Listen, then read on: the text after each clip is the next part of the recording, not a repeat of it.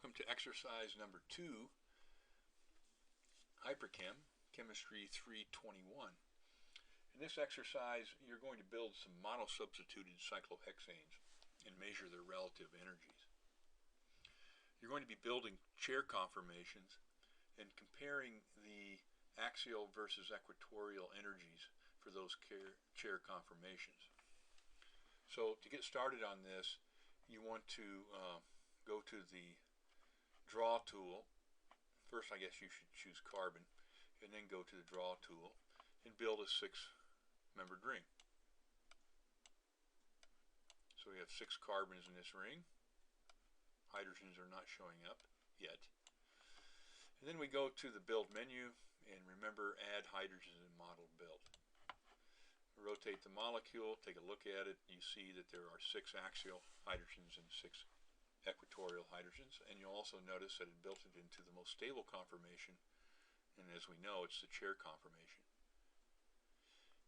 Now what we want to do is build methylcyclohexane, and we want to build it in both the equatorial and the axial conformations, and then optimize both of those to establish what their energies are.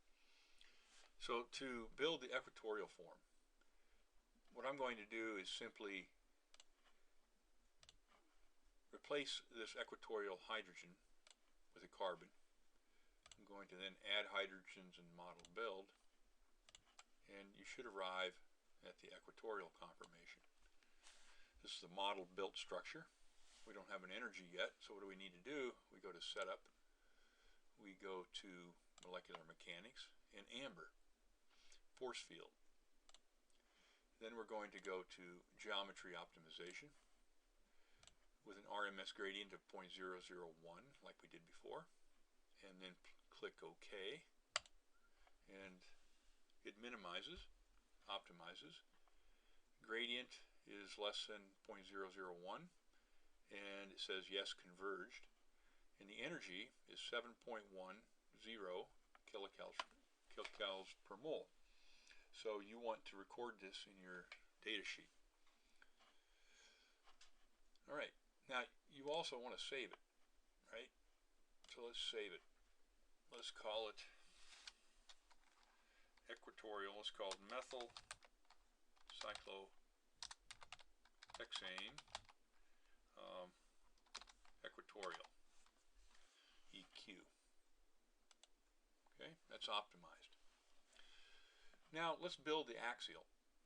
Now for the axial, we need to make some deletions. So we're going to delete this methyl group. We're going to select it and then hit delete on your keyboard. Say yes, and it deletes it.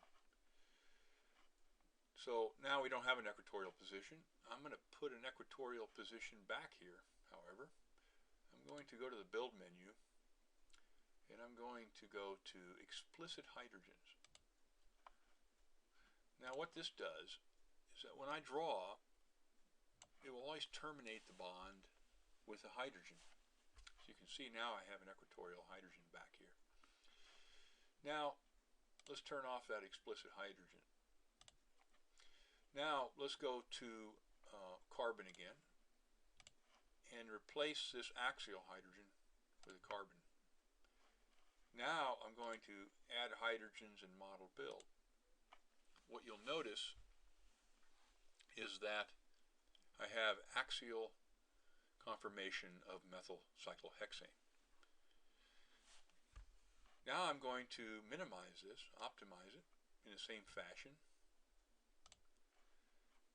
and click OK. And what you'll notice is you have an energy of 8.67 kcals per mole. Is it converged? Yes.